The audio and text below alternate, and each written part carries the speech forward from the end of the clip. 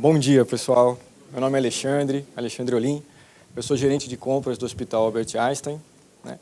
E obrigado, Maurício, Ana, pelo convite hoje. Eu preparei alguns slides para falar de algumas experiências nossas com a plataforma. Vai continuar chamando OPMI Nexo ou vai mudar para DMI Nexo, Maurício? Como é que sabe, né? Por enquanto ainda chamam de OPMI também, né? E eu trouxe alguns slides para compartilhar com vocês essa experiência e identificar juntos se a gente tem mais oportunidades aí. Eu acho que a gente vive num mundo de machine learning praticamente, né? Então a gente tem o que a plataforma pode nos oferecer, mas a gente pode, junto com o criador da plataforma, tentar desenvolver algo customizado e algo que possa até ser replicável, né? Quem usa o Google Tradutor sabe que a ferramenta cada vez melhora mais, os algoritmos ficam mais poderosos a partir do momento que eu começo a trabalhar mais com ela. E a plataforma é isso, acho que a gente tem que exaurir as possibilidades, incomodar bastante o fornecedor aí, a Bionexo, para que ele nos ajude a dar a melhor resposta, a ter mais aderência nos processos. Como eu disse, eu sou gerente de compras. O tema é compliance, mas a ideia é a gente conversar um pouco de como a plataforma dá transparência. Compliance nada mais é do que estar em acordo com o que a sua instituição preconiza para garantir as boas práticas, para garantir a ética e para garantir a sustentabilidade dessa instituição durante todo o tempo, né? Porque nós criamos um modelo com o Albert Einstein, onde eles tinham muitas dificuldades no cadastramento desses produtos na entrada. E a Bionexo passou a ser um hub entre o hospital e os fornecedores, para que os dados, antes de entrar no RP, eles tenham uma curadoria. Você pode contar um pouquinho como funciona isso, se você se lembra? Esse é um assunto que eu sempre destaco. Não, claro. Nós temos um volume cirúrgico de mais de 100 cirurgias por dia, né, ocorrendo em 2 centros cirúrgicos e ao mesmo tempo, né? Então, com isso, a gente tem uma base cadastrada, sólida, robusta, a gente tem uma área de cadastro, só que, no entanto, sempre aparecem intercorrências, ou seja, sempre tem aquele material, eu não sei se acontece só comigo, mas que ele não estava cadastrado e, porventura, por necessidade do paciente ou por preferência médica, ele acabou sendo utilizado na cirurgia, né? E o que acaba ocasionando isso são glosas, que nem é a glosa do item, acaba sendo a glosa de uma conta inteira, por aquele material você não ter combinado a regra com quem vai pagar no final do dia. E a gente criou uma interface onde a gente permite ter a previsibilidade daquele material que vai vir para a cirurgia, de tal sorte que eu não tenha o famigerado fast track aí no meio do caminho. Então, a gente consegue ter uma base de cadastro espelhada, tanto no nosso ERP quanto na OPMI Nexo. Isso permite que o fornecedor saiba o que está cadastrado e o que está acordado. Se ele mandar aquilo que não está acordado, eu não vou pagar, porque eu também não vou receber. E o mais temerário disso, que aqui a gente fala muito da parte comercial, é a segurança do paciente. Quer dizer, esse material passou por tudo aquilo que ele deveria passar, pelas comissões de homologação, tem um estudo de custo-efetividade em cima dele. Então, para evitar que essas perguntas sejam feitas de forma póstuma, é que a gente fez esse trabalho junto com a Bionexo e o resultado está sendo bastante interessante. Legal. Enquanto o pessoal coloca a apresentação, outro tema, principalmente para os internacionais, que vale a pena, foi produto de muita informação na mídia, foi a coragem que o Albert Einstein teve o ano passado, na qual houve uma denúncia por parte da própria instituição com relação às más práticas do uso de próteses de órtese. Então, o próprio hospital tomou a iniciativa de denunciar um determinado grupo de corpo clínico, e isso criou uma referência de compliance muito positiva no Brasil, gerando, portanto, um efeito, porque a liderança do Einstein, pelo que representa, trazendo uma situação que todos nós sabemos que existe no mercado de saúde, que é pouca transparência na área de prótese de órtese. E eles virem a público e realmente fazerem uma denúncia, e isso criou, vamos dizer, um novo momento para esse setor, e que nós, no Brasil, sabemos o quanto transparência a gente tem lutado no dia a dia desse país. Então, o nosso setor não pode e não deve ser diferente.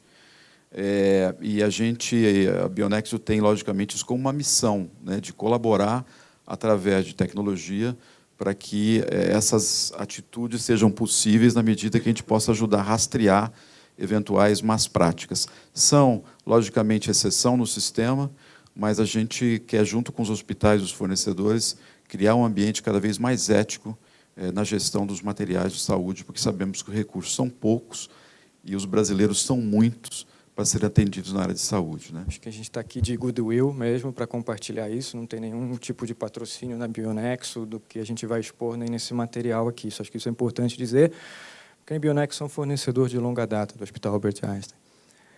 Pessoal, apenas como pano de fundo, colocar um relatório da Deloitte sobre tendências de 2020. Acho que falar de tecnologia não dá para a gente abrir mão do que está vindo por aí.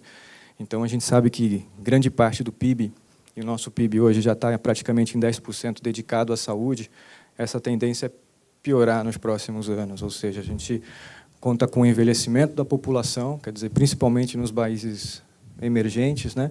E vai tornar a nossa vida cada vez mais desafiadora, com cada vez mais crônicos, né? E, em contrapartida, a gente tem o lado tecnológico, né? Que hoje o paciente ele está mais informado e vai ficar cada vez mais para 2020, vai ficar mais demandante de soluções tecnológicas. Hoje ele praticamente se prescreve a medicação, né? Ele chega a discutir com o médico, um relacionamento que até então você não tinha. E a gente tem que acompanhar essa mudança. A explosão do que chama-se de Big Data, hoje com os prontuários eletrônicos, aqueles hospitais que já aderiram, nós aderimos ao prontuário eletrônico, os resultados começam a aparecer. Muitas vezes a gente não gosta dos resultados que aparecem, como no nosso caso, a gente colocou um prontuário eletrônico e meu número de exames caiu. Porque a partir do momento que esse médico faz um exame e você acaba passando por um outro médico, ele já não solicita mais aqueles mesmos exames. Aparentemente, seria um tiro no pé para alguém como nós que tem medicina diagnóstica. Mas a gente quer saúde da população, a gente quer medicina assertiva. Então, pedir exames desnecessários também não faz parte do nosso perfil de trabalho. A explosão do Big Data é uma coisa que já está aí, né? Então, aproveitar soluções tecnológicas para gerar valor dentro da cadeia de suprimento ou dentro da cadeia de um hospital é fundamental. Não podemos deixar isso de lado. Esse é um relatório da Deloitte que fala também da era da medicina digitalizada. Cada vez mais você vai para atendimentos remotos, cada vez mais você consegue chegar ao paciente aonde você não chegaria até então. A gente já tem uma experiência muito grande em telemedicina, que vem surtindo grandes efeitos e gerando economia para a saúde, que é o principal. O Brasil, para 2025, é o que a gente já vê hoje, né? Um país jovem de cabelos brancos. Aquilo que a Europa demorou alguns anos para envelhecer, ou melhor, muitas décadas, nós conseguimos fazer isso em quase 30% do tempo. Ou seja, a gente caminha para ter a 6ª maior população de idosos do mundo, o que aí corrobora para doenças crônicas e aumento do gasto da saúde. Se a gente já está perto de 10% do PIB, a tendência é que isso piore um pouco nos próximos anos. Então, é legal ver um grupo integrado para trabalhar com cadeia de suprimento, para acabar com o desperdício e conseguir prover uma saúde para todo mundo. Vou contar a experiência de OPME que a gente tem, né? E, brevemente, o que é o Einstein, né?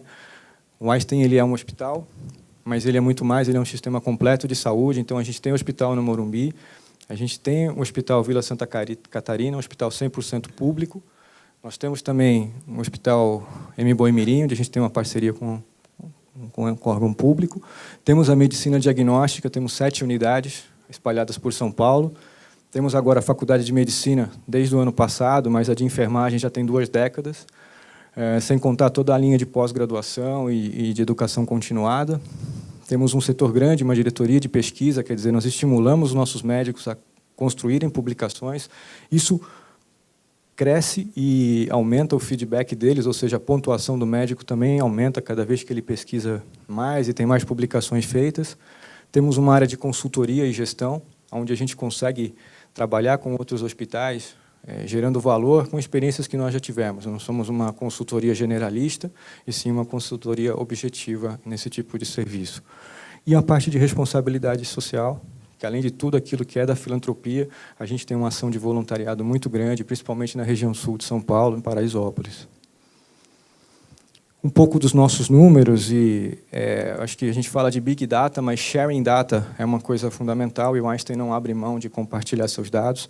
Todos esses dados estão no nosso relatório de sustentabilidade, ou seja, a gente divulga quanto que é a nossa taxa de infecção, quanto que são nossos goals e talvez aqueles goals que ainda a gente precisa fazer. Seria muito bom se todo mundo compartilhasse, criasse um observatório de informações, de tal sorte que a gente conseguisse trabalhar não só na epidemiologia, mas sim na economia da saúde. Nós somos uma empresa com 12 mil colaboradores, eu acho que esse relatório é de 2015, hoje a gente está beirando os 14 mil colaboradores, e aqui eu falo só de colaboradores. Somado o corpo clínico externo, você tem mais 7 mil médicos que vêm operar no Einstein. Nós temos, os números aqui são os números do Morumbi, né? O quanto a gente tem de paciente dia, quanto que nós temos de leitos operacionais e taxa de ocupação e permanência. Falando da minha área de compras, né, em 2015 nós fechamos com 1,3 bi de reais, em 2016 nós chegamos a 1,5 bilhões de reais, quer dizer, sem um apoio tecnológico não fica fácil pilotar toda essa quantidade de valor dentro da cadeia de suprimentos. Né, mais alguns números, são 3.300 alunos e mais de 600 publicações científicas. A gente acredita sempre nesse triple aim, ou seja, trabalhar na saúde populacional, tá aí, trabalhar na redução do custo per capita, melhorando a acessibilidade e com um foco único, né, um foco no paciente. Pessoal, falando um pouco da nossa operação logística, falando de Morumbi, eu tenho 87 pontos de entrega. Minha equipe compra desde alimentos até os amigos OPMEs aqui, medicamentos, materiais cirúrgicos, materiais médicos. Nós temos um grande ponto de entrega, que é um depósito, que é um warehouse, que fica na Morato. De lá a gente faz uma separação, um picking, e distribui isso para estoques secundários ou até mesmo para o cliente final. Essa dinâmica acontece em todas as categorias. Como a gente vai falar um pouco hoje de consignado, consignado é um cara que ele vai direto para o que a gente chama dos núcleos de recebimento de OPME, porque ele já vai direto quase que para a sala cirúrgica ali, ou para a esterilização, certo? Então, ele não passa pelos pontos de recebimento que a gente tem. Novamente, isso aqui é só Morumbi. Isso se repete quando eu tenho unidades externas, né, onde eu vou entregar para Perdizes algumas cirurgias, ou onde eu vou entregar para o Hospital Vila Santa Catarina também materiais de OPME. Quer dizer, é um fluxo logístico e diário que não é muito diferente da realidade dos senhores aqui. Falando do OPME, no Einstein, a gente trabalha com 459 fabricantes e 131 distribuidores. Fica claro que alguns distribuidores têm mais do que um fabricante, e alguns fabricantes a gente consegue comprar efetivamente direto.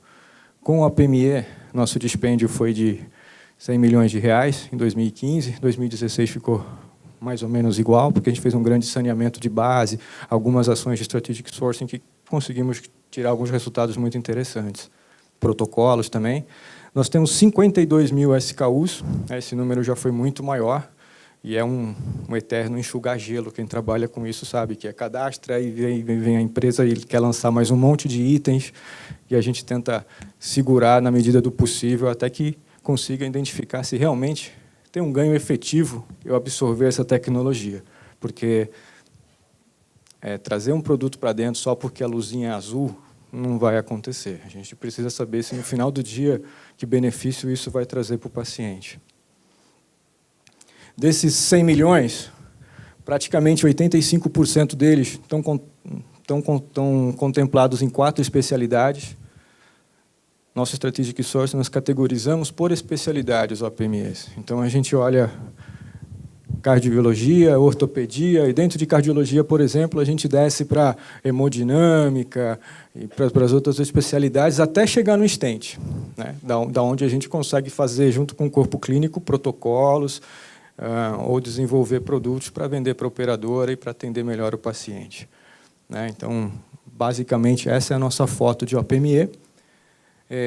A gente, como eu disse, vem trabalhando, né, na redução da base de cadastro, e o número que chama a atenção é, desses 51 mil itens, a gente acaba transitando, utilizando, basicamente, 3% somente.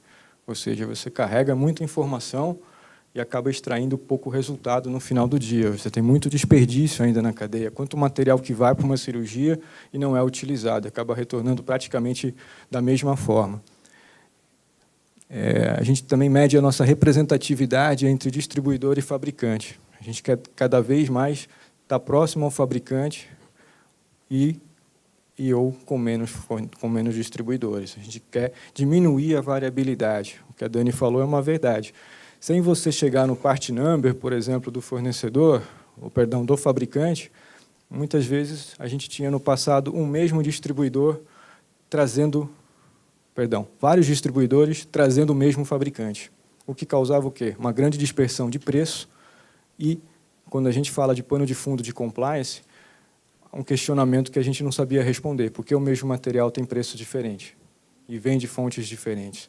Então, um pouco mais à frente, a gente vai falar de como a plataforma ajuda a mitigar esse tipo de coisa. Como eu falei, eu sou gerente de compras, mas o compliance é aquilo que eu tenho que prestar conta todo dia.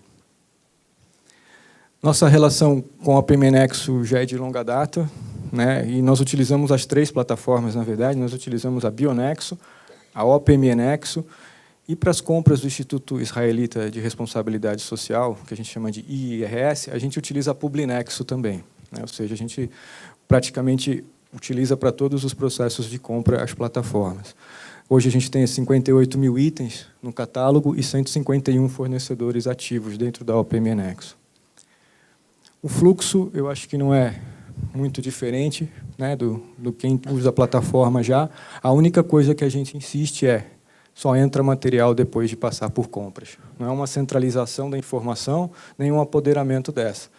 É que, a partir daí, a gente consegue saber se esse material precisa ou não ser cadastrado. E quem vai falar isso não sou eu. A gente leva isso para uma câmara técnica, ou um GMA. O GMA é um grupo médico assistencial, onde a gente leva o que o fornecedor quer introduzir de tecnologia, se isso está aderente aos protocolos que a gente quer desenvolver, se isso tem custo-efetividade, antes de dar negativa. Em alguns casos, quando você já tem um protocolo, você já dá negativa logo de cara. Porque antigamente tinha aquela mania, coloquei na OPM Nexo, estou aguardando o cadastramento. Não, só vou cadastrar, eu tenho 58 mil itens cadastrados. Eu só vou cadastrar alguma coisa que eu tenho real interesse de transacionar. Se não, deixa no seu catálogo ali. E aí, a partir disso, se decidimos por cadastrar, aí sim a gente permite que o fornecedor vá na plataforma e faça esse cadastro. E aí, a partir daí, entra acho que a grande geração de valor da Bionexo, que é o auxílio no cadastro, ou seja, no auxílio na verificação das informações, em traduzir um pouco daquilo que o fornecedor coloca para o que é real. A gente tem uma área de cadastro que interage bastante também com isso, até que a gente está com esse produto pronto no SAP para ser comercializado, ou seja, para ser utilizado, para ser dispensado no paciente. Eu acho que pontos positivos, quando a gente olha cadastro, né, tem tudo isso que a Dani falou e muito mais, porque tem a governança por trás dele. E cadastro, eu tenho um filho adolescente, eu digo que é mais ou menos igual ao quarto dele, né? Em determinado momento, toma um feedback da mãe e vai ter que arrumar aquela situação caótica que está lá dentro.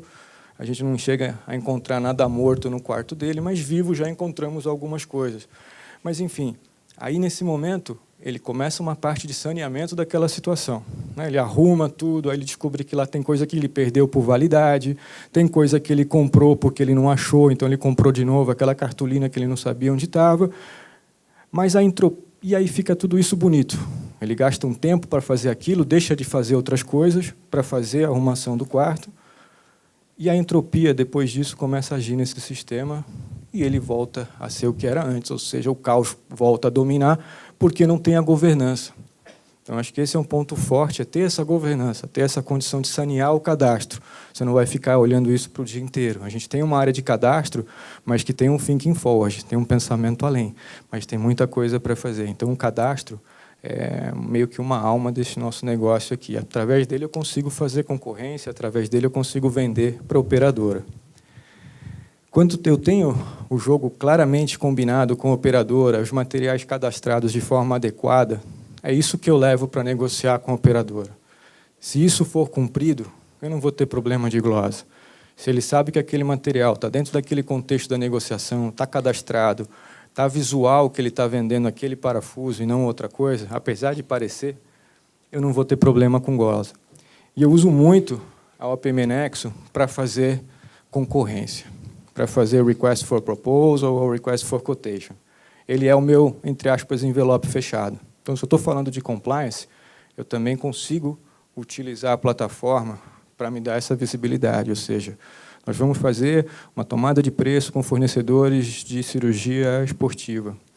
Eles vão ter até tal data para colocar aqueles protocolos dentro da plataforma.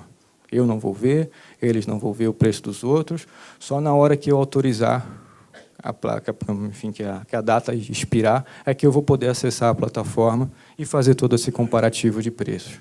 Quer dizer, e cada vez que eu faço uma nova tomada, eu faço com que ele repita essa postagem lá dentro da Bionexo. Ali eu já consigo fazer algumas validações prévias, eu já consigo saber se o cara tem Anvisa ou não tem, né? Eu já consigo ter alguma coisa muito mais aderente e totalmente auditável.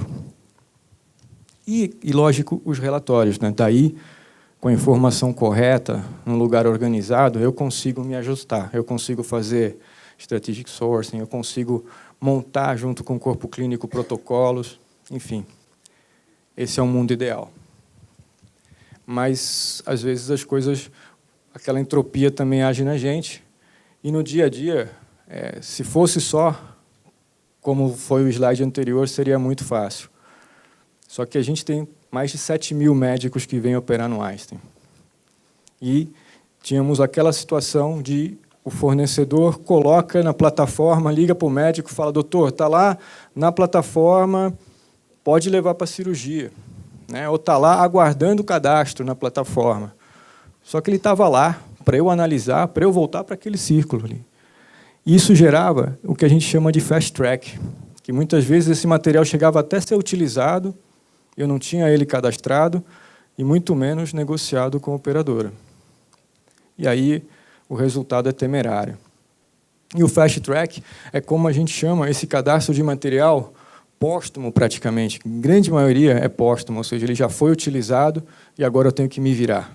Vai lá, negocia com o fornecedor. Mas tudo bem, negociar o quê? Baseado no quê? Vou comparar o quê com o quê? E a operadora vai me glosar do mesmo jeito. E ela não vai glosar o parafuso, ela vai glosar a conta. E aí, esse era o problema, e era um problema grande. Né? Eu falo que eu tenho mais de 100 cirurgias por dia. E quando acontecem eventos como esse, eu tenho um somatório médio, essa é a média anual, de 133 fast tracks mês. Essa é a média mês dentro de um ano. Ou seja, eu tenho quase que todo dia eu tenho um fast track chegando ali. Quase todo dia tem um material que foi utilizado que não tem cadastro. Ou seja, eu tinha alguns milhões em glosas com várias operadoras de plano de saúde. A partir do começo desse ano, a gente começou esse trabalho. Primeira coisa, a gente mandou uma mensagem sutil para o mercado. Eu não vou pagar. Se você mandar material que não está homologado, eu não vou pagar. Você tem condição de consultar a sua base e saber se realmente você pode ou não fornecer esse material. Mas ainda tem um pouco de insistência nisso, o que não seria a melhor forma de lidar com o problema, ou seja, simplesmente não pagar. E o volume é muito grande. Eu tenho o controle por material, e aqui eu tenho situações que eu preciso melhorar até meu cadastro. Por quê? O azulzinho é a família, ou seja, é aquela medida que não estava cadastrada. Né? E aí o fornecedor sempre quer cadastrar um item novo, mas é muito raro ele querer arrumar a base atual que ele tem, identificar que falta uma medida, que falta simplesmente um item do que a gente chama da mesma família. O vermelhinho são itens realmente diferentes. Então, quer dizer, eu consigo mapear por fornecedor o cara que está sendo o meu ofensor dentro do fast track. E eu também identifico, e eu não coloquei o nome aqui, é lógico, quem é o médico.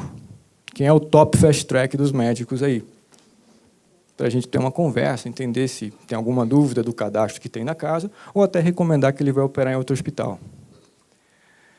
E aí, pessoal, foi que a gente criou essa interface, onde o meu núcleo de agendamento, que a gente até chama de núcleo APME dentro do hospital, começa o processo de SAP para o OPM Nexo, solicitando o material para o fornecedor, dizendo, fulano, vou ter essa cirurgia, vou precisar destes materiais.